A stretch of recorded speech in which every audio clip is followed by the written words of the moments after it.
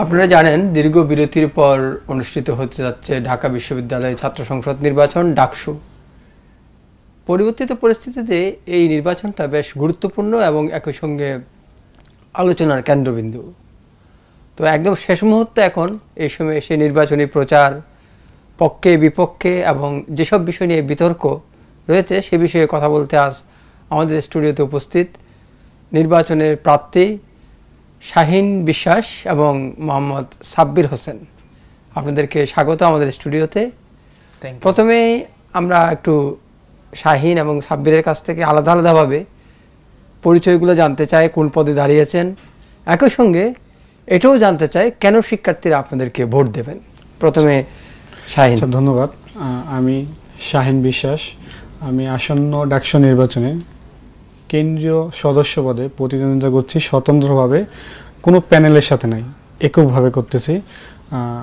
আমাকে ভোট দেওয়ার আমাকে কেন ভোট দেবে যদি এই কথা বলতে চাই, কারণ আমি যে জন্য ডাকসুতে প্রার্থী হয়েছি, যেহেতু ডাকসু হচ্ছে ঢাকা বিশ্ববিদ্যালয়ের সকল শিক্ষার্থীদের প্রতিনিধিত্বকারী একটা সংগঠন বলা যায়, এবং যেখানে শিক্ষার মান উন্নয়ন এবং শিক্ষার্থীদের অধিকার এবং বিশ্ববিদ্যালয়ের সামগ্রিক কল্যাণের স্বার্থে কাজ করবে। তো আমি সেই জায়গা থেকে আমি মনে করি যে আমি যেহেতু আমি কোনো রাজনৈতিক ব্যক্তিত্ব হওয়ার জন্য অথবা ভবিষ্যতে রাজনীতি করে বড় কিছু হতে চাই এরকম আশা নিয়ে আসি নাই। আমি শিক্ষার্থীদের কল্যাণে, শিক্ষার্থীদের অধিকার আদায়ে কাজ করতে চাই, এই জন্য হচ্ছে আমি প্রার্থী হয়েছি। আর আমাকে যে কারণে ভোট দিবে, আমি মনে করি যে আমি যেহেতু একজন স্বতন্ত্র এবং কোনো প্যানেলের বাইরে, তো আমার কাছে মনে হয় যে আমি শিক্ষার্থীদের যে তাদের যে ভয়েস, তাদের যে কণ্ঠস্বর, সেই কণ্ঠস্বরগুলো আমি কর্তৃপক্ষের কাছে উত্থাপন করতে পারবো, তাদের দাবি দেওয়া আমি তাদের কাছে পৌঁছে দিতে পারবো। তো এবং আমি কোনো রাজনৈতিক দলের হয়ে কাজ করব না। রাজনৈতিক সাব্বির যদি একটু বলতাম। Thank you so much. আমি মোহাম্মদ সাব্বির হোসেন, বিজয় একাত্তর হলের সহ সাধারণ সম্পাদক এজিএস পদে হচ্ছে স্বতন্ত্র থেকে প্রার্থিতা করছি। আমি যদি বলি যে আমাকে কেন হচ্ছে ছাত্ররা ভোট দিবে, এই জায়গায় বলে রাখি ডাকসু হচ্ছে ছাত্র সংগঠন, এটা ছাত্র সংসদ, যেখানে হচ্ছে শুধুমাত্র ছাত্রদের কথা বলা হবে, ছাত্রদের আকাঙ্ক্ষা, তাদের যে অধিকার, সেই বিষয়গুলো নিয়ে কথা হবে। তো হল সংসদ হচ্ছে হলে যেই আবাসিক শিক্ষার্থীরা আছেন বা অনাবাসিক শিক্ষার্থীরা যারা হলের সাথে অ্যাটাচড, তো তাদের যে সমস্যাগুলো আছে সেগুলো প্রশাসনের কাছে তুলে ধরা। এই জায়গায় স্বতন্ত্র প্রার্থী হিসেবে, যেহেতু আমার কোনো রাজনৈতিক ব্যাকগ্রাউন্ড নেই, আর হচ্ছে আমি কোনো রাজনৈতিক ব্যক্তিত্বের সাথে বা রাজনৈতিক কোনো সংগঠনের সাথে অ্যাফিলিয়েটেড না, সো আমার ওই জায়গার কোনো রাজনৈতিক পিছুটান থাকবে না। আমি শুধুমাত্র ছাত্রদের কথা বলতে পারবো, তাদের ভয়েস, সরাসরি ভয়েসটা আমি হচ্ছে হল সংসদে কর্তৃপক্ষের কাছে পৌঁছে দিতে পারবো। সেই জায়গা থেকে ছাত্রদের প্রতিনিধি হিসেবে ছাত্ররা আমাকে বেছে নিতে পারে।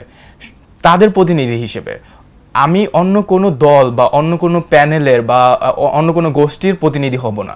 সেই জায়গা থেকে শিক্ষার্থীদের আমার সাথে এখন তো নির্বাচনের প্রচার প্রায় শেষ মুহূর্তে, শেষ মুহূর্তে সে আসলে মানে যারা আপনারা প্রচার করছেন তারা কোন জিনিসটাকে প্রাধান্য দিচ্ছেন এবং শিক্ষার্থীরা কোন জিনিসটা যাচ্ছেন বলে মনে করেন আপনি? আচ্ছা, এই ক্ষেত্রে আমি যেটা লক্ষ্য করেছি প্রচার করতে গিয়ে দেখেছি যে যখনই ছাত্ররা দেখেছে স্বতন্ত্র প্রার্থী, তখনই তারা আরেকবার আমার দিকে তাকিয়ে বলছে আপনি স্বতন্ত্র। মানে তারা চাচ্ছে যে আসলে তাদের ভয়েসটা কে হবে, তাদের একদম তাদের কথাটা কে শুনবে। স্বতন্ত্র প্রার্থীদেরকে খুঁজতেছে হচ্ছে শিক্ষার্থীরা। সেই জায়গা থেকে আমি দেখেছি নর্মালি যারা সাধারণ প্রার্থী বা স্বতন্ত্র প্রার্থী, যাদের কোনো রাজনৈতিক পরিচয় নাই বা রাজনৈতিক কোনো দলের সাথে অ্যাফিলিয়েটেড না, তাদের প্রতি আগ্রহ দেখাচ্ছে। আমার কাছে এই জিনিসটা আমার কাছে মনে হচ্ছে, আমি যেহেতু কেন্দ্রীয় সদস্য পদে প্রতিদ্বন্দ্বিতা করছি, আমি প্রতিদিন 2-3টা হলে যাতায়াত করি, যেহেতু আমাদের প্রায় 18টা হল মানে আমাদের যাইতে হয়, এবং নারীদের যে মানে আমাদের মেয়ে শিক্ষার্থীদের 5টা হল আছে, যেহেতু ছেলেদের মেয়েদের হলে প্রবেশ নিষেধ। তো সেখানে হচ্ছে প্রচার প্রচারের জন্য আমার যারা পরিচিত জেলার ছোট বোন বা ফ্রেন্ড অথবা আমার ডিপার্টমেন্টের ছোট বোন ফ্রেন্ড যারা আছে, তাদের মাধ্যমে আমি লিফলেট বা আমার যে প্রচারণার যে তথ্য আমার যেটা তাদের কাছে পৌঁছে দিচ্ছি।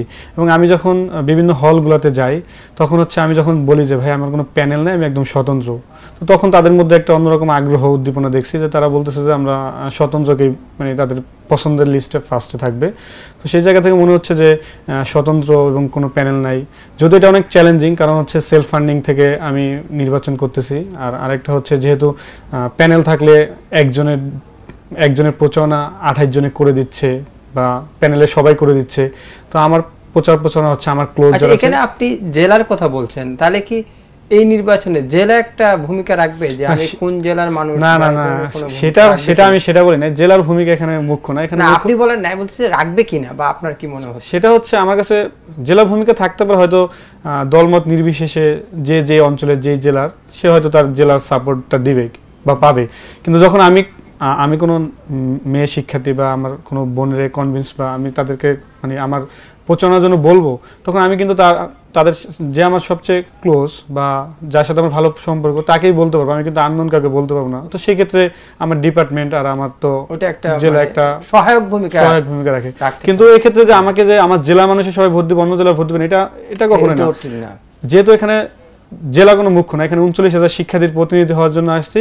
তো সেই জায়গা থেকে মনে হয় যে আমি যেমন দক্ষিণবঙ্গ থেকেও একদম ভোট পাবো, যেরকম আমি উত্তরবঙ্গ থেকে সেরকম প্রত্যাশা করি। আপনি বলছিলেন যে সেলফ ফান্ডিং, তো যারা মানে বিভিন্ন রাজনৈতিক দলের হয়ে বা ছাত্র সংগঠন হয়ে দাঁড়িয়েছে, ওদের কি আলাদা কোনো ফান্ড মানে ইয়ে থেকে? এটা আসলে আমি শিওর বলতে পারবো না, কারণ হচ্ছে যেহেতু আমি তাদের সাথে যুক্ত না, তাদের কোনো রাজনৈতিক দল তাদেরকে ফান্ডিং করছে কিনা বা তাদের কিভাবে ফান্ডিং করতেছে বা নিজের টাকায় করতেছে কিনা, এটা আমি আসলে জানি না।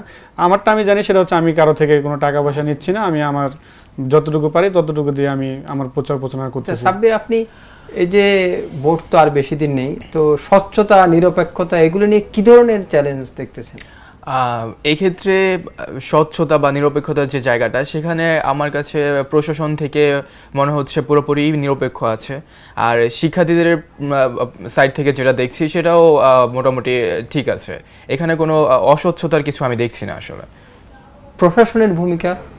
আচ্ছা, প্রশাসনের ভূমিকা এখন পর্যন্ত আমার কাছে খুব ভালো মুভ মনে হচ্ছে, কারণ হচ্ছে কয়েকদিন আগে একটা নোটিশ দিয়েছিল যে আমাদের নির্বাচনের জন্য 3-4 দিনে একটা ছুটির ঘোষণা করেছিল, যেটা হচ্ছে গতকাল রাতে ছুটি পরিবর্তন করে মাত্র নির্বাচনের দিনে একদিন করছে। তো যদি ছুটি 3-4 দিন করতো, সেক্ষেত্রে দেখা যেত যে অনেক শিক্ষার্থী বাসায় চলে যেত। এটা নিয়ে ফেসবুকে দেখলাম কথা হচ্ছে যে অনেকেই বাসায় চলে ছুটি পাবে। তো যেহেতু এটা চেঞ্জ করতে ভালো হয়েছে, কারণ যদি ভোটাররা যদি কেন্দ্রে না এসে ভোট প্রার্থীকে ভোট না দেয়, তাহলে আসলে নির্বাচনটা আসলে জমজমাট হয় না। এটা কি একটা আস্থার সংকট ছিল শিক্ষার্থীদের, যে যারা বাড়ি চলে যাবে, বা এখনো কি মনে করছেন সাব্বির যে আস্থার সংকট কতটুকু আসলে শিক্ষার্থীদের? না, এখানে অনেক নন রেসিডেন্ট যে শিক্ষার্থীরা আছে, যারা হলে থাকে না, তারা মনে করে যে আমি তো অনেক বড় একটা ছুটি পেয়েছি, এতদিন পরে আমি বাড়ি চলে যাব, এখানে আমার ভোটটা কতটুকু ম্যাটার করবে না, এই ব্যাপারটা নিয়ে হচ্ছে অনেক সন্দিহান ছিল হয়তো, বা সেই জন্য তারা বলাবলি করতেছিল যে আমি বাড়ি চলে যাব বা ভোটে অংশগ্রহণ করব না। আবার অন্য দিক থেকে আমরা দেখেছি যে ছুটি যতই থাকুক বা যতই সমস্যা থাকুক, ঝামেলা থাকুক, আমি এই ডাকসুতে ভোটটা দিব, কারণ আমি আবার কবে ভোট দেওয়ার সুযোগ পাবো না পাবো, এই জায়গায় একটা সংকট আছে। বিগত দিনগুলো থেকে আমরা দেখেছি যে ডাকসু একবার হলে আর হইতে অনেক দেরি হয়ে যায়, সেই জায়গা থেকে অনেক শিক্ষার্থীরা মনে করে যে না, এবার আমি ভোট দেওয়ার সুযোগ পেয়েছি, আমি ভোটটা দিব। শাহিনকে যেটা বলছিলাম যে নির্বাচনী ইস্তেহার যেটা দলীয়ভাবে করা হয়, বা আবার আপনারা যারা স্বতন্ত্র আপনারাও করেছেন, এই ইস্তেহার যে ঘোষণা হলো, অন্যরা বা আপনারা কতটুকু বাস্তবসম্মত? আচ্ছা, হ্যাঁ, প্রত্যেকটা প্রার্থী তার নির্বাচনী ইস্তেহার দিচ্ছে, বা কারণ নির্বাচনী ইস্তেহার ছাড়া আসলে নির্বাচনে সে কি করতে চায় তা সে কি করতে পারবে। এখন আমরা অনেকে নির্বাচনী ইস্তেহার দিচ্ছি, যেটা হচ্ছে আমাদের, যেমন আমি যদি বলি আমি কেন্দ্রীয় সদস্য পদে প্রতিদ্বন্দ্বিতা করছি, আমার আসলে স্পেসিফিক কোনো এরিয়া নেই যে আমি এটা নিয়ে কাজ করব। তো আমি হচ্ছে যেই জিনিসগুলো আমি দেখতেছি ক্যাম্পাসে, যে জিনিসগুলোতে পরিবর্তন আনা দরকার, আমি সামগ্রিক চিন্তা করে সেই বিষয়গুলো আমার ইস্তেহারের মধ্যে আনছি। তবে ইস্তেহার পুরোপুরি পূরণ না করা গেলেও ইস্তেহার থাকা এই জন্য ভালো যে তার একটা রোড ম্যাপ থাকা ভালো, সে কি করতে চায় বা কি করবে, এই জিনিসটা ভোটারদের জানানো দরকার। কারণ হচ্ছে ভোটাররা আমাকে ভোট দিবে, আমি কি কাজ করব বা তাদের জন্য কতটুকু করতে পারবো, আমি বিশ্ববিদ্যালয়কে কতটুকু দিতে পারবো আমার জায়গা থেকে, সেই জিনিসটা একজন ভোটারের অবশ্যই জানা দরকার। তো ইস্তেহার যেহেতু ডাকসু একটা বিশ্ববিদ্যালয়ের শিক্ষার মান উন্নয়ন এবং গুরুত্বপূর্ণ একটা সংগঠন বলা যায়, এখন হচ্ছে এটা হচ্ছে কোনো ডাকসু প্রার্থী নিজে কিছু করতে পারবে না, প্রশাসনের মাধ্যমে তাদের সাথে আলোচনা করে তাদের মাধ্যমেই কাজ করতে হবে। এককভাবে কেউ কিছু করতে পারবে না, কর্তৃপক্ষের মাধ্যমেই হয়তো শিক্ষার্থীদের দিক না কেন সেটা আসলে প্রশাসনের মাধ্যমে প্রশাসনের মাধ্যমে বাস্তবায়ন করতে হবে, এবং হয়তো আমরা শিক্ষার্থীদের যে দাবি দেওয়া অধিকার আছে সেগুলো আমরা উপস্থাপন করতে পারবো, আমরা সেটার জন্য চাপ সৃষ্টি করতে পারবো। কি বলেন যে ইশতেহার আসলে কতটা বাস্তবসম্মত? এই ক্ষেত্রে আমার একটা কথা আছে, সেটা হচ্ছে আমার কিন্তু তেমন কোনো ইশতেহার নাই। আমরা একটা জিনিস জানি যে কোনো নির্বাচন করতে গেলে ইশতেহার দিতে হয় বা কি করব আমি সেটা দিতে হয়। আমার এখানে মনে হয় ডাকসু তো কোনো ইউনিয়ন পরিষদ নির্বাচন না যে আমি এলাকার এই উন্নয়ন করে দিব, ওই উন্নয়ন করে দিব, এইটা করে দিব, ওইটা করে দিব। ডাকসু হচ্ছে একটা ছাত্র সংসদ, যেখানে ছাত্রদের কথা বলা হবে, ছাত্রদের কোনো প্রবলেম হচ্ছে সেটা প্রশাসনের কাছে যে বলা। এখানে তো আমার এটা করে দেওয়ার কিছু নাই যে আমি এখানে উন্নয়ন করে দিব, ওইখানে উন্নয়ন করে দিব, এখানে একটা উন্নতি করব, এরকম কিছু নাই। সেই জায়গা থেকে আমার কাছে মনে হয় যে ইশতেহার, আমি জানি না এটা কতটুকু মানে নিয়ম মেনে চলতে হবে যে না আমি নির্বাচন করতেছি, আমার একটা ইশতেহার দিতেই হবে, এইরকম কিছু আমার কাছে মনে হয় না। আমার কাছে মনে হয় যে না, আমি ছাত্রদের ভয়েস হব, তাদের কথা শুনবো, তাদের কোনো সমস্যা হলে সেটা আমি প্রশাসনের কাছে উপস্থাপন করব এবং সেই অনুযায়ী সমাধানের একটা পথ চলে আসবে এইটা।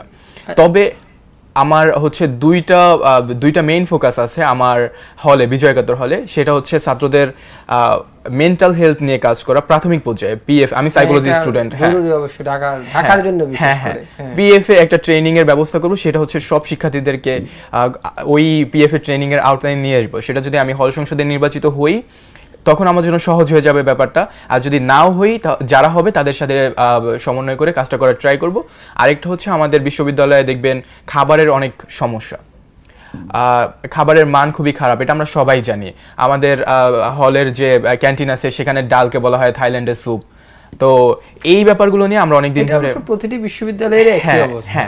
এই জায়গা থেকে আমি একটু চিন্তা করে দেখেছি যে এই ব্যাপারে খাবারের মান উন্নয়ন করা সম্ভব না, কারণ এটা একটা বাণিজ্যিক প্রসেসে চলে আসছে, একটা টেন্ডার ভিত্তিক বাণিজ্য চলে। কিন্তু আপনি চাপটা প্রয়োগ করতে পারেন না, আমি পুরোপুরি ডিফারেন্টলি চিন্তা করতেছি। সেটা হচ্ছে আমরা বিশ্ববিদ্যালয়ে যে ক্যান্টিন ব্যবস্থা আছে সেটাকে ভেঙে একটা নতুন ক্যান্টিন ব্যবস্থা চালু করতে চাই। সেখানে বিশ্ববিদ্যালয় এবং হল প্রশাসনের সমন্বয়ে যারা ক্যান্টিনে কাজ করবে, ক্যান্টিনের স্টাফ থেকে শুরু করে ম্যানেজার, তারপর হচ্ছে যারা রাঁধুনি, তারপর যারা হচ্ছে ক্যান্টিন বয়, তাদের সবাইকে বিশ্ববিদ্যালয় থেকে নিয়োগ দেওয়া হবে বেতনের ভিত্তিতে। তাদের কোনো বাণিজ্যিক উদ্দেশ্য থাকবে না।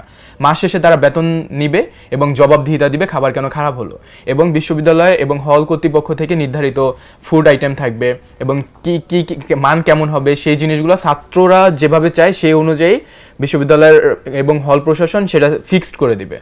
এবং হচ্ছে শুধুমাত্র যারা ওইখানে কাজ করবে বা স্টাফ আছে তারা শুধু কাজ করবে তাদের বেতনের ভিত্তিতে, এর বাইরে কোনো আলাদা ইয়ে থাকবে না।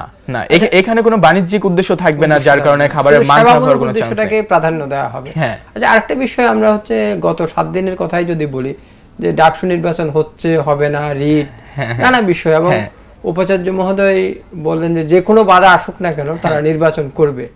বাধাটা আসলে কি? এইখানে আমার কাছে মনে হয় যে আমরা বাংলাদেশে অনেক রাজনৈতিক প্রভাব দেখেছি বিগত দিনগুলোতে, এবং সামনের দিনগুলোতেও অনেকটা ধারণা করা হয় যে বিভিন্ন ধরনের রাজনৈতিক বাধা আসতে পারে। কারণ ডাকসুকে কিন্তু বলা হয় যে দ্বিতীয় সংসদ আমাদের বাংলাদেশে। তো জাতীয় নির্বাচনে বা জাতীয় রাজনীতিতে কিন্তু ডাকসু অনেক বড় একটা প্রভাব ফেলে। যদিও আমি ব্যক্তিগতভাবে ডাকসুকে কোনো রাজনৈতিক প্ল্যাটফর্ম হিসেবে বিশ্বাস করি না, কিন্তু বাস্তবতা এরকমই হয়ে গেছে, যেটা হওয়া উচিত না। তারপরেও এই জায়গা থেকে যারা হচ্ছে কর্তৃপক্ষ আছে বা যারা এর সাথে রিলেটেড আছে ডাকসুর সাথে, তারা মনে করে বিভিন্ন ধরনের বাধা আসতে পারে, জাতীয় ইস্যু হয়ে যাওয়ার চান্স আছে। সেই জায়গা থেকে তারা হয়তো বা ভাবে যে এই বাধাগুলো আসতে পারে, কিন্তু আমাদের প্রশাসন বা ডাকসুর সাথে যারা কাজ করছে তারা একদম এই জায়গায় একদম স্ট্রং পজিশনে আছে যে কোনো বাধাই হোক, এবং আমরা তাদের সাপোর্টে আছি। আমরা ছাত্ররা যে কোনো মূল্যে ডাকসু আদায় করে সার্ভিং। শাহিন কি বলেন, যে বাধাটা আসলে কি মনে হচ্ছে, আদৌ কি কোনো বাধা আছে? আমার কাছে মনে হচ্ছে যে গতকাল যে রায় হওয়ার পর এখন মনে হচ্ছে যে এখন কোনো বাধা নেই। আর বিশ্ববিদ্যালয় প্রশাসন যেহেতু বলেছে যে তারা যে কোনো মূল্যে, আমাদের ভিসি স্যার বলছে যে কোনো মূল্যে ডাকসু হবে, এবং যেহেতু শিক্ষার্থীরা ঢাকা বিশ্ববিদ্যালয়ের সকল শিক্ষার্থীরা ডাকসু চাচ্ছে, এবং যেহেতু ডাকসু আমাদের একটা অধিকার, তো সেই জায়গা থেকে মনে হয় যে, এবং ডাকসু কিন্তু জাতীয় নির্বাচনে একটা বড় ইমপ্যাক্ট ফেলবে, যেহেতু সামনে জাতীয় নির্বাচন আছে। তো সেই জায়গা থেকে আমার কাছে মনে হচ্ছে যে এখন ডাকসু হয়ে যায় ভালো, এবং ডাকসু হবে 9 তারিখে যেহেতু হওয়ার ঘোষণা হচ্ছে, ডাকসু হয়ে যাবে এবং কোনো বাধাই আসবে না, এবং সকল রাজনৈতিক দল এর সাথে একমত যে ডাকসু 9 তারিখে হবে। এই নিয়ে গতকাল একটা রায়ও হয়েছে।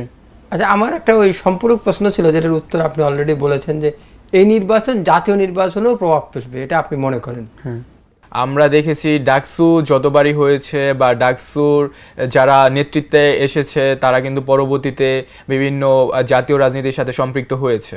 তাছাড়া বিভিন্ন রাজনৈতিক যে প্ল্যাটফর্মগুলো আছে তারা কিন্তু ডাকসুর প্রতি একটা অন্য নজরে দেখে, যে এখান থেকে এইটাকে একটা হচ্ছে আপনার চাপ হিসেবে দেখে। সো এই জায়গা থেকে আমার কাছে মনে হয় যে জাতীয় নির্বাচন বা জাতীয় রাজনীতির সাথে ডাকসুর একটা রিলেশন আছে। আচ্ছা, এবার একটা বিষয় আমরা দেখলাম যে প্রচুর সংখ্যক প্রার্থী হয়েছে, এবং নারী প্রার্থী আছে, পাহাড়ি প্রার্থী আছে, সংখ্যালঘু আছে। এই বৈচিত্র্যটাকে আসলে আপনি কিভাবে দেখছেন, যে এটা কি নির্বাচনে নতুন কোনো মাত্রা যোগ করেছে? আমার কাছে মনে হচ্ছে যে এটা নতুন একটা মাত্রা, আর আমাদের বিশ্ববিদ্যালয়ে এখন একটা উৎসব মুখর পরিবেশ বিরাজ করছে।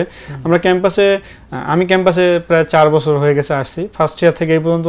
মানে আমার 3 বছরে যত মানুষের সাথে ইন্টারাকশন, কথা বলা বা পরিচয় হওয়া যা না হয়েছে, আমি এই ডাকসু নির্বাচনে প্রার্থী হওয়ার পর তার থেকে বেশি হয়েছে। এবং এবার দেখতেছি যে সবচেয়ে বেশি সংখ্যক প্রার্থী হয়েছে, কারণ হচ্ছে এখানে কোনো বাধা নেই, সবাই নিজের মতামত প্রকাশের স্বাধীনতা আছে, সবাই প্রার্থী হওয়ার সুযোগ পাচ্ছে, কোনো চাপ প্রেশার কিছু নাই। তো যেহেতু হলে হলে গেস্ট রুম, গণরুম নাই, রাজনৈতিক প্রোগ্রামের চাপ নাই, তো সবাই সবার মতামত প্রকাশ করতে পারতেছে। আর সেই জায়গা থেকে যেহেতু বিভিন্ন ধরনের মানে প্রার্থী হচ্ছে, যেটা বলছেন আপনি, পাহাড়ি বা বিভিন্ন ধর্মবর্ণের নির্বিশেষে নারীরা প্রার্থী হচ্ছে, আমার কাছে এটা খুব পজিটিভভাবে দেখছি। এবং ক্যাম্পাস এখন খুব উৎসবমুখর পরিবেশ, এবং সবাই 9 তারিখের জন্য অপেক্ষা করছে কিভাবে, মানে কবে ভোট দিবে। যেহেতু ডাকসু প্রতি বছরই হচ্ছে না, ডাকসু বিশ্ববিদ্যালয় আমাদের জীবনে, আমার ইউনিভার্সিটি লাইফে আমার প্রথম ডাকসু। তো সবার কাছে আমার মনে হয় যে বেশিরভাগ শিক্ষার্থী 18-19 সেশন বাদে আমার মনে হয় সব শিক্ষার্থীরা এখন পর্যন্ত 19-20 সেশন থেকে 24-25 সেশন সবারই প্রথম ডাকসু। তো সেই জায়গা থেকে ডাকসু আমাদের বিশ্ববিদ্যালয় এখন একটা উৎসবে পরিণত হয়েছে, এবং সবাই খুব এটাকে খুব পজিটিভভাবে নিচ্ছে। সাব্বির, আমার ক্ষেত্রেও সেম। এখানে হচ্ছে বিভিন্ন গোষ্ঠী এভাবে বলা হবে কিনা জানি না, বিভিন্ন সম্প্রদায়ের মানুষজন এখানে প্রার্থিতা করছে, নারী শিক্ষার্থীরা আছেন তারাও প্রার্থিতা করছেন। এইখানে পুরো ক্যাম্পাসে একটা উৎসবমুখর পরিবেশে পরিণত হয়েছে। এখানে যারা প্রার্থিতা করছেন তারা সবার দ্বারে দ্বারে যাচ্ছেন, তাদেরকে রিচ করছেন, তাদের সাথে কথা বলছেন। এই ব্যাপারটা খুবই ভালো আমার কাছে মনে হয়। আর যারা হচ্ছে ভোটার বা শিক্ষার্থী যারা প্রার্থিতা করছেন না, তারা ভোট দেওয়ার জন্য অপেক্ষা করছেন, তারপর তারা হচ্ছে ভোট প্রার্থী যারা আছে তাদের সাথে কথা বলছেন, তাদেরকে বিভিন্ন পরামর্শ দিচ্ছেন। এটা খুবই সুন্দর একটা পরিবেশ বিরাজ করছে আমাদের আপনারা দুজনেই বলছিলেন যে মানে উৎসবমুখর পরিবেশ, কিন্তু একটা বিষয় দেখেন, সামাজিক যোগাযোগ মাধ্যম কিন্তু একটা প্রভাব ফেলছে, এবং এক্ষেত্রে অনেকে সাইবার বুলিং এর শিকার হচ্ছে, বিশেষ করে নারীরা। রাইট, এই বিষয়টা কি বলবেন শাহিন? হ্যাঁ, যদি এটা বলি যে রিসেন্ট আমাদের বিশ্ববিদ্যালয়ে একটা ঘটনা ঘটছে, দেখছেন যে গণধর্ষণের মতো ফেসবুকে ওপেনভাবে শিক্ষার্থী বলছে যে আমার ব্যাচমেট। আসলে এটা নারী শিক্ষার্থীর জন্য আমার কাছে থ্রেট মনে হয়, এবং একটা বিশ্ববিদ্যালয় পড়ুয়া শিক্ষার্থী, একটা তার তো নিজের মা বোন আছে, তাই না? কিন্তু তার তো খুব একটা শাস্তি হলো না, 6 মাসের জন্য, 6 মাসের জন্য বিশ্ববিদ্যালয় থেকে বহিষ্কার করা হয়েছে। এখন আমার কাছে মনে হচ্ছে যে নারীদের জন্য আসলে এটা নারীদের জন্য খুবই অবমাননাকর বিষয়, যেহেতু প্রত্যেকেরই মা বোন আছে। এইভাবে গণধর্ষণের পক্ষে ফেসবুকে পোস্ট কেউ দিতে পারে না। আর আমার নির্বাচনী ইস্তেহারের সাথে যদি বলি, এখানে আমার কিছু একটা সম্পৃক্ত করতে পারে, সেটা হচ্ছে আমি নারী শিক্ষার্থীদের জন্য আমি কয়েকটা বিষয় নিয়ে কাজ করার জন্য মানে আমার ইচ্ছা আছে। সেটা হচ্ছে আমাদের হচ্ছে ক্যাম্পাসে দেখবেন যে মেট্রো স্টেশন এরিয়া অথবা হচ্ছে রোকে হলের অপোজিটে যে যাত্রী ছাউনিগুলো থাকে, ওখানে হচ্ছে বিভিন্ন ধরনের ভবঘুরে বা মাদকসেবী অথবা ছিন্নমূল মানুষগুলো থাকে। এবং বিভিন্ন সময় শুনে আসছি বা বিভিন্ন সময় আমরা শুনতেছি, দেখছি যে নারী শিক্ষার্থীদের বিভিন্ন সময় হচ্ছে হ্যারাসমেন্টের শিকার হয়, এবং অনেক মেয়েরা আছে এই ধরনের মানে এই কারণে তারা ভয়ের শিকার হয় বা বিভিন্ন ধরনের হ্যারাসমেন্টের শিকার হয়। তো আমার হচ্ছে ইচ্ছা থাকবে যে ক্যাম্পাস এরিয়াতে যারা ছিন্নমূল বা ভবঘুরে আছে তাদেরকে সরানোর ব্যবস্থা প্রশাসনের মাধ্যমে নেওয়া হবে। আর আরেকটা বিষয় হচ্ছে আমাদের বিশ্ববিদ্যালয়ে আপনি জেনে থাকবেন যে তিনটা হলে বলা যায়, দুইটা হল বিশেষ করে নিউ মার্কেটের সাথে, যেটা হচ্ছে নীলক্ষেতের পরে, যে নীলক্ষেতের মতো একটা জ্যামজট জনবহুল এরিয়ার পার হয়ে তাদেরকে ক্যাম্পাসে আসতে হয়।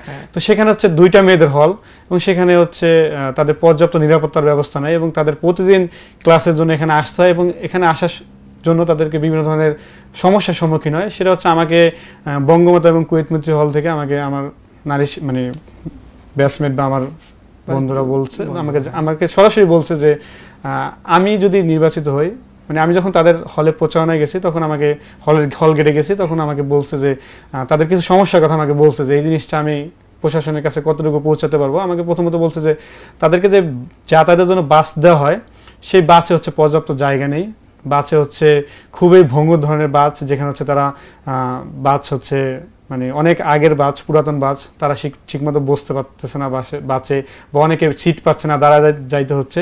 এবং তাদের দাবি হচ্ছে যেহেতু একনেকে আমাদের নতুন মানে বিশ্ববিদ্যালয়ের বাজেট হচ্ছে যে নতুন মেয়েদের হল হবে, তো হলগুলো যেন ক্যাম্পাস এরিয়ার মধ্যে নিয়ে আসা হয়, এক। দ্বিতীয়ত হচ্ছে যে দুইটা হল এখনো ক্যাম্পাসের বাইরে আছে, সেই দুইটা হলে প্রক্রিয়াল টিমের মাধ্যমে নিরাপত্তা জোরদার করা, এবং নারী শিক্ষার্থীদের জন্য বাসের সংখ্যা বৃদ্ধি করা, এবং বাসের হচ্ছে আপ ডাউন ট্রিপগুলো সেটা সংখ্যা বৃদ্ধি করা, যেন তারা খুব সুন্দরভাবে এবং খুব আরামদায়কভাবে এবং এ বিষয়ে বলবেন। এর সাথে আরেকটু যোগ করি, আমরা দেখেছি কোনো কোনো মানে কি হেনস্থাকারী বা ইফতিজারকে পুরস্কৃত করা হয়েছে, শাহবাগ থানায় ফুল দিয়ে বরণ করে নেওয়া হয়েছে, এবং এখানে আপনাদের যারা এবার ভোটে দাঁড়িয়েছে এদের অনেকের সম্পৃক্ততার কথাও আমরা জানি। তো আসলে দুটো বিষয় আপনি কিভাবে এই ক্ষেত্রে প্রথমে যে বিষয়টা নিয়ে কথা বলতেছিলাম আমরা, সেটা হচ্ছে সাইবার বুলিং বা হচ্ছে ফেসবুকে বিভিন্ন ধরনের কমেন্ট।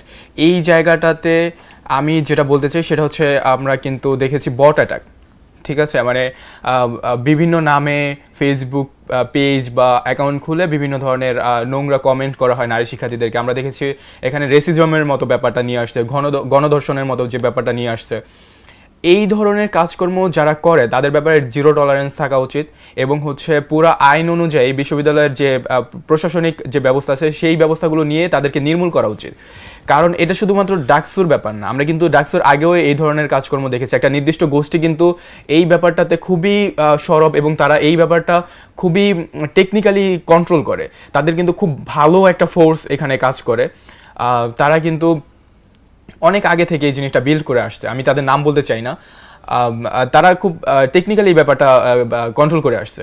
তো এই জিনিসটা খুবই খারাপ, এটা আমাদের শিক্ষার্থীদের জন্য, আমাদের নারী শিক্ষার্থীদের জন্য বিশেষ করে হুমকির মতো বলা যেতে পারে। শাহবাগে আমাদের টিএসসির ওখানে একটা আপুকে হচ্ছে একজন ইপটিজিং করছে, তাকে আবার ফুলের মালা দিয়ে নিয়ে আসা হয়েছে। এইখানে আমি তখন দেখেছি ওই শাহবাগে যারা জড়িত ছিল তাদের মধ্যে অনেকেই ছিল বিশেষ একটা গোষ্ঠীর সাথে কানেকশন, তাদের আমাদের ধর্মের নামে বিভিন্ন ধরনের কাজকর্ম করে বেড়াচ্ছে, এবং বলছে যে এটা ধর্মের জন্য কাজ করা হয়েছে। তাদেরকে তো এই পুলিশিং বা এরকম কোনো দায়িত্ব দেওয়া হয় নাই, হ্যাঁ তাদেরকে এরকম কোনো দায়িত্ব দেওয়া হয় নাই। তারা কেন এগুলো করছে বা তাদের নৈতিকতার জায়গা কতটুকু কি আমি কিছু জানি না। আমি কয়েকজনকে কোশ্চেন করেছিলাম যে আপনি ওখানে কিভাবে গেলেন, তখন উনি বলতেছে যে আমি আসলে ব্যাপারটা জানতাম না যে ব্যাপারটা এরকম। তাহলে আপনি না জেনে কিভাবে ওইখানে সম্পৃক্ত হতে পারেন? এটা হচ্ছে ব্যাপার। এই ব্যাপারটা পুরোটাই হচ্ছে একটা গোষ্ঠী দ্বারা নিয়ন্ত্রিত, এবং তারা কিভাবে কি করবে আমি জানি না আসলে। যাই হোক, আমরা শেষ প্রশ্ন করব, ছাত্রলীগের সময় আপনারা ক্যাম্পাস দেখেছেন, এবং ছাত্রলীগবিহীন ক্যাম্পাস, খুব সংক্ষেপে দুই এক লাইনের মধ্যে যদি বলতেন কোনটার সাথে কোনটার ডিফারেন্সটা কেমন? প্রথমত যদি আমি বলি, সেটা হচ্ছে আমরা যখন 2022 সালে আমি 8ই জানুয়ারি বিজয় একাত্তর হলে, মানে গণরুমে যাকে বলে, যখন গণরুম গেস্ট রুম ছিল তখন গণরুমে উঠি, যেখানে আমরা হচ্ছে প্রায় 200 জন শিক্ষার্থী একটা রুমের মধ্যে থাকা, মানে এটা হচ্ছে এখন ভাবতেই মানে আসলে গা মানে কি বলবো শিউরে উঠতেছে। একটা রুমে 200 জন শিক্ষার্থী, 200 প্লাস শিক্ষার্থী থাকতে হচ্ছে, এবং তাদেরকে নিয়মিত মানে প্রোগ্রামে যাওয়া লাগতো, গেস্ট রুম করা লাগতো রাতের বেলা। তো যেহেতু এখন হচ্ছে গণরুম গেস্ট রুমটা নাই, এবং কোনো রাজনৈতিক দলের চাপ নাই যে প্রোগ্রামে যাইতে হবে, তো এখন হচ্ছে একটা ফার্স্ট ইয়ারে প্রথম বর্ষের শিক্ষার্থী সেন্ট্রাল লাইব্রেরি গিয়ে পড়তে পারতেছে, রিডিং রুমে পড়তেছে, তাদের ভিতর কোনো চাপ নেই, কোনো প্রেশার নেই, তারা তাদের মতো বিশ্ববিদ্যালয়ের জীবন উপভোগ করতেছে। তো আমার কাছে মনে হয় যে যেই দলে ভবিষ্যতে রাজনৈতিক যেই দলে বা নির্বাচনে জাতীয় নির্বাচনে যে দলে ক্ষমতা আসুক তাদের প্রত্যেকেই লক্ষ্য হওয়া উচিত যে বিশ্ববিদ্যালয়ে অন্ততপক্ষে পড়াশোনার পরিবেশ বজায় রাখা এবং বিশ্ববিদ্যালয়ে যেন আর গণরুম গেস্ট রুম ফিরে না আসে, কোনো ধরনের ট্যাগিং কালচার না আসে। আমার জায়গা থেকে আমি এইটাই সবসময় দাবি করি এবং আমি মনে করি যে আমি যেহেতু এইগুলো ফেস করছি, আমি যেহেতু প্রথম বর্ষ থেকে হলে ছিলাম, কষ্টটা আপনি অনুভব করছি যে কোনো আমার ছোট ভাইরা যারা আসবে ক্যাম্পাসে তারা যেন এরকম গেস্ট রুম গণরুমের শিকার না হয় এবং কোনো রাজনৈতিক দল ভবিষ্যতে যেন, যেহেতু এটা বিশ্ববিদ্যালয় এখন বন্ধ হয়ে গেছে, কোনো রাজনৈতিক দল যেন আর ফিরে না আসে আর কখনো যেন গেস্ট রুম গণরুমের শিকার আমাদের না হতে হয়। সাব্বির হোসেন। আচ্ছা, আমরা যদি ছাত্রলীগের আমলের কথা বা 5ই আগস্টের আগে ক্যাম্পাসের পরিস্থিতি কী ছিল এবং পরবর্তীতে আমরা কেমন দেখছি এই ব্যাপারটা যদি আমি একটা ম্যাটাফোর দিয়ে বলি, তাহলে বলতে পারি আমরা যারা শিক্ষার্থী ছোটবেলা থেকে বড় হয়েছি, স্কুল কলেজে পড়ে এসেছি, আমরা বিভিন্ন কলেজে পড়েছি, এইখানে যদি একটা চারা গাছের সাথে আমাদেরকে তুলনা করি আমাদের জীবনটাকে, তাহলে আমরা চারা গাছে কি দেখি? আমরা প্রথমে একটা বীজ রোপণ করি, বীজটা সেখানে সুপ্ত অবস্থায় থাকে অনেকদিন, সেখান থেকে একটা চারা গাছ উঠে। আমরা যদি এই বীজ বপনটাকে যদি স্কুল কলেজের সাথে তুলনা করি আর চারা গাছটা যখন বেড়ে ওঠে সেটাকে যদি বিশ্ববিদ্যালয়ের সাথে তুলনা করি, ঠিক আছে? তো এই জায়গাটাতে যখন ছাত্রলীগ ছিল তখন আমরা স্কুল কলেজে তো বিশ্ববিদ্যালয়ে ছিলাম না, তো চারা গাছটা যখন মাটির নিচে সুপ্ত অবস্থায় ছিল সেটা আমাদের স্কুল কলেজের লাইফ, এবং বিশ্ববিদ্যালয়ে আসার পরে আমাদের চারা গাছটা যখন জন্মায়, চারা গাছ হয় ওই বীজ থেকে, তারপরে চারা গাছটা হওয়ার সাথে সাথে সেটা ভেঙে যায়, বিভিন্নভাবে বিধ্বস্ত হয়ে পড়ে। সেটা ছিল 5ই আগস্টের আগে বা ছাত্রলীগের আমলের একটা চারা গাছের জীবন কাহিনী বা একটা ছাত্রের বা একটা স্টুডেন্টের জীবন কাহিনী।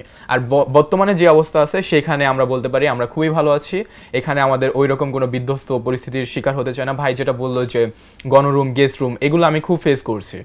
আমার স্টুডেন্ট লাইফ বা আমার পুরো লাইফ অনেক সুন্দর ছিল বিশ্ববিদ্যালয়ে ভর্তি হওয়ার আগ পর্যন্ত। আমার কলেজ লাইফ থেকে শুরু করে খুবই ভালো ছিল। এরপর বিশ্ববিদ্যালয়ে অনেক এক্সপেকটেশন নিয়ে আসছি। আমার যদিও একজন টিচার, কলেজের টিচার বলছিল যে এক্সপেকটেশন হার্টস ঢাকা ইউনিভার্সিটিতে, তো ওই জিনিসটা আমি তখন বুঝতে পারি নাই। বিশ্ববিদ্যালয়ে ভর্তি হওয়ার পর ফার্স্ট ইয়ারের পর থেকে বুঝতে পেরেছি গেস্ট রুম গণরুম হলে থাকতে হলে এটা করতে হবে। সো ওই জিনিসগুলো আমাদেরকে পুরো ধ্বংস করে দিয়েছিল তখন। কিন্তু এখন যারা নতুন শিক্ষার্থীরা আসছে তারা কিন্তু এগুলো ফেস করছে না, তারা স্বাভাবিকভাবে বেড়ে উঠতে পারছে, বিভিন্ন কাজকর্ম করতে পারছে, বিশ্ববিদ্যালয়ে পড়াশোনা সুন্দরভাবে করতে পারছে, লাইব্রেরিতে যেতে পারছে। এই ব্যাপারগুলো খুবই সুন্দর। আমি আরেকটু যদি অ্যাড করতে চাই, সেটা আমি 2018 সাল থেকে আমি ঢাকাতে, যেহেতু ইন্টারমিডিয়েট ঢাকাতে পড়ছি, আমি ঢাকাতে একটা পরিবেশের সাথে অ্যাডজাস্ট হয়ে গেছি। ঢাকা বিশ্ববিদ্যালয়ে আসার পরে আমি ফার্স্ট ইয়ারে এসে প্রথম দিকে আমি ট্রমার মধ্যে চলে গেছি এই গণরুম গেস্ট রুমের কারণে। আর যেহেতু আমি ঢাকায় 2 বছর থেকেছি, 2 বছর থাকার পরেও ঢাকা বিশ্ববিদ্যালয়ের মতো জায়গায় এসে আমি নিজেকে খাপ খাইয়ে নিতে পারতেছিলাম না। সেটা একটা কারণ আমি যেরকম এক্সপেকটেশন নিয়ে আসছিলাম সেরকম আমি পাইনি। কারণ আমার একটা বৈধ সিট ছিল না, গণরুম গেস্ট রুমের শিকার হইতে হচ্ছে এবং এক পর্যায়ে ট্রমার মধ্যে চলে গেছিলাম যে আমি মনে হয় যে ভুল জায়গায় চলে আসছি।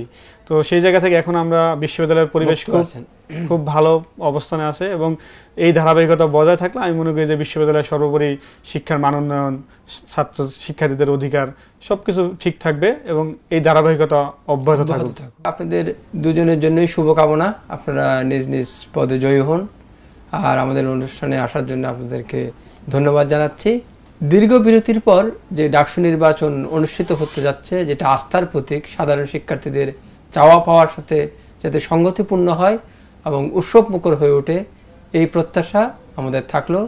সবাই ভালো থাকবেন, সুস্থ থাকবেন।